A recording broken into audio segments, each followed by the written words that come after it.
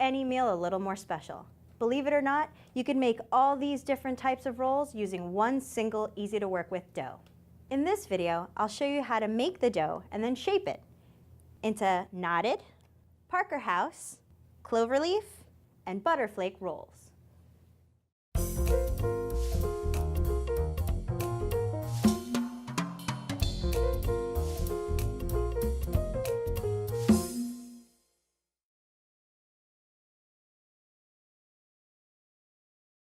The dough you use for all these rolls is soft and easy to work with, and it all comes together in a stand mixer.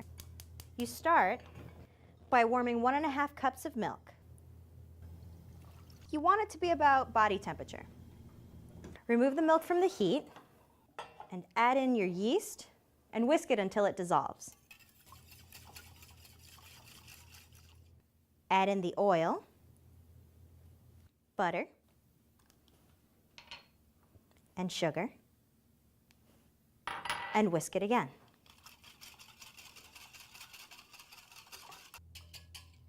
Now let the mixture rest until the yeast rises to the surface. Should take about 5 minutes. In the bowl of my stand mixer, I'm going to combine my bread flour, salt, and 1 egg.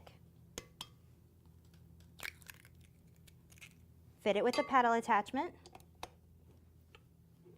and start mixing on low speed. Slowly pour in the yeast mixture. Continue to combine it until the dough starts to form a ball.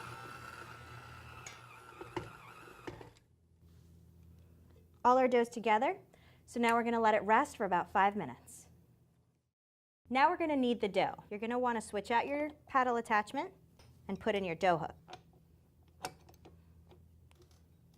Mix on low speed for another 3 minutes. After 3 minutes, the dough should feel soft and pliable. When you poke it with your finger, it should feel tacky but not sticky. Now we're going to start working the dough with our hands. Unlike other bread dough, you don't want to incorporate too much flour because you'll dry out the surface. So I'm going to oil my countertop rather than dust it with flour. Put your dough on your oil. You want to fold 4 corners into the center. Crimp them all together, then turn your dough over, and you have a compact dough ball. You then put this in an oiled bowl to proof.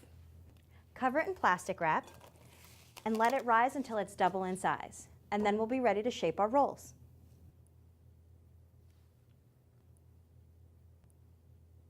Believe it or not, it's actually trickier to explain how to do a knotted roll than to actually do a knotted roll.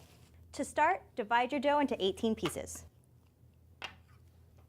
Use a scale to make sure each piece is the same size. They should be about 2¼ ounces each. I'm now going to start rolling my dough into 12-inch long ropes. Remember, our counter is oiled, not floured. Next, wrap the dough into a loose knot. You want to have about 2 inches off each end. You want to follow the natural line of the left-hand side and go down and around, and follow the natural line of the right-hand side and bring it up and over. Pinch the 2 ends together, and then shape it into a nice round. And now this goes onto a baking sheet that I've lined with parchment and sprayed with cooking spray. And just repeat the process for the rest of the rolls. Make a 12-inch long rope, form it into a loose knot, down and around, up and over, pinch, form into a nice circle. Once you've shaped all your rolls, mist again with some vegetable spray, and cover loosely with plastic. Now just let them rise at room temperature until they double their size.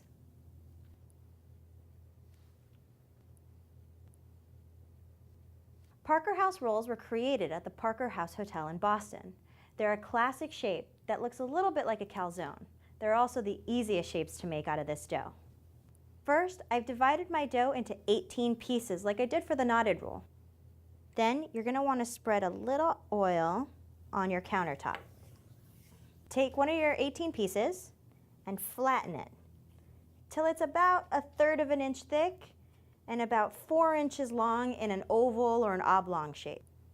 Brush the dough with a little egg wash and fold the right side over the left so it doesn't quite meet up with the left side. It should be about 1/2 inch shorter than the left edge once folded. Press the top side gently, just along the edge here, to seal it. Traditionally, Parker House rolls have a dusting of flour across the top. To do this, you just dip the top side of the dough into a wide dish of flour. Or, if you prefer, you can brush the top of the rolls with egg wash for a golden finish. Now we repeat the process with the rest of the dough. Flatten, brush with the egg wash, fold, seal, and dip.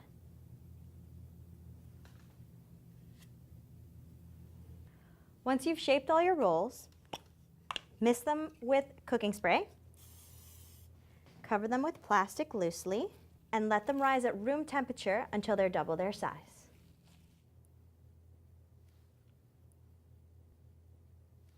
Cloverleaf rolls are another classic shape that are really easy to make. These rolls are made in muffin tins, so I'm going to start by misting the muffin tins.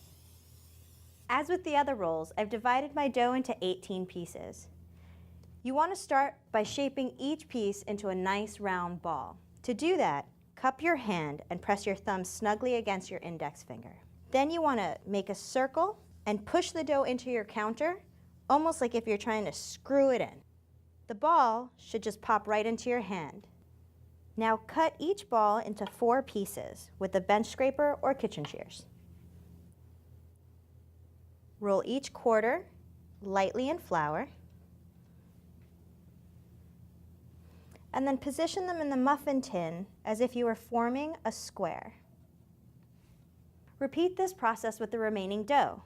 Roll into a ball, cut into 4 quarters, dust lightly in flour, shape into a square.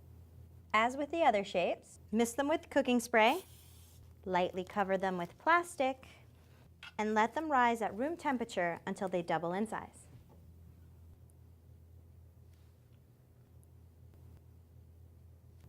Butterflake rolls with their fan of layers brushed with melted butter are another popular shape. And like clover leaves, they're made in muffin tins. So I'm going to start by misting my muffin tins with vegetable oil. These rolls are slightly smaller than the other rolls, so I've divided my dough into 24 pieces. Then we use the same method that we used for the clover leaf rolls to shape them into nice round balls. Remember, cup your hand, keeping your thumb snug against your index finger, and roll. Now we're going to use the kitchen shears to cut almost all the way through the top center of the roll, leaving 1/4 of an inch uncut to hold the 2 halves together. Next, make 2 more parallel cuts on one side of the dough, and 2 more on the other side. So you'll have 6 sections, each about 1/2 an inch wide. Put the dough cut side up in the muffin tin. Shape the rest of the dough the same way.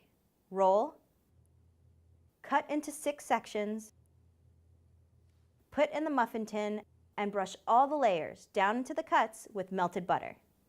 And of course, just like all the other rolls, they will need to proof until they are doubled in size.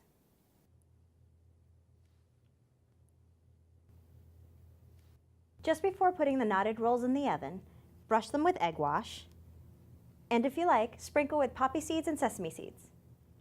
The baking time and temperature will vary depending on which shape of rolls you're making.